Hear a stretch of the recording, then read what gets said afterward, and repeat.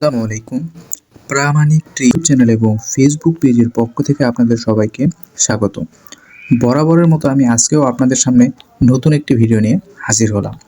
এই ভিডিওতে আমি আপনাদেরকে দেখাবো যে আপনারা কিভাবে আপনাদের ইউটিউব ভিডিওর থাম্বনেল চেঞ্জ করবেন।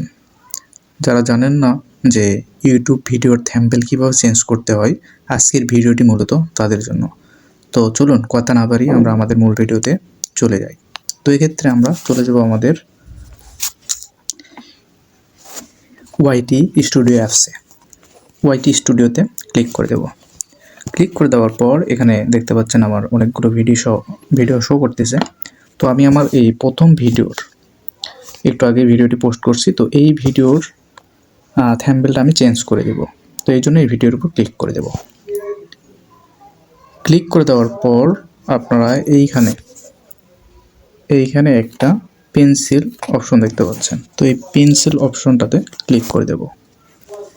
পেন্সিল আইকনে ক্লিক করে দেওয়ার পর আপনারা এখানে আরও একটি পেন্সিল আইকন দেখতে পাচ্ছেন এই কর্নারে। তো এইটার উপর ক্লিক করে দেব।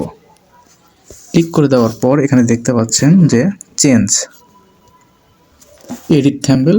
তো এডিট থাম্বনেলের নিচে একদম এখানে দেখতে পাচ্ছেন যে চেঞ্জ। তো এখানে ক্লিক করলে আমরা আমাদের এই ভিডিওর থাম্বনেলটি চেঞ্জ করতে পারবো। এই জন্য এই চেঞ্জ অপশনটিতে ক্লিক করে দেব। ক্লিক করে দেওয়ার পর আমি আমার এই গ্যালারি থেকে একটা থাম্বনেল নিয়ে আসবো। তো প্রথম থাম্বনেলটাই আমি অ্যাড করব, এই জন্য এই থাম্বনেলের উপর ক্লিক করে দেব। ক্লিক করে দেওয়ার পর এই পাশে বাম ডান কর্নারে দেখতে পাচ্ছেন যে ডন নামে একটা অপশন রয়েছে। তো এইটার উপর ক্লিক করে দেব। ক্লিক করে দেওয়ার পর দেখতে পাচ্ছেন আমার যে নতুন থাম্বনেলটা অ্যাড করলাম সেটা অলরেডি অ্যাড হয়ে গেছে, যে ফেসবুক এবং পেজে থাম্বনেল সহকারে ভিডিও আপলোড।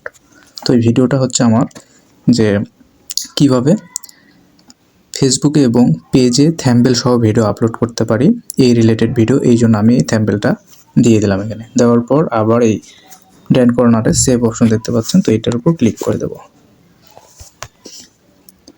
ক্লিক করে দিলেই দেখা যাচ্ছে যে আমার কাজ কমপ্লিট।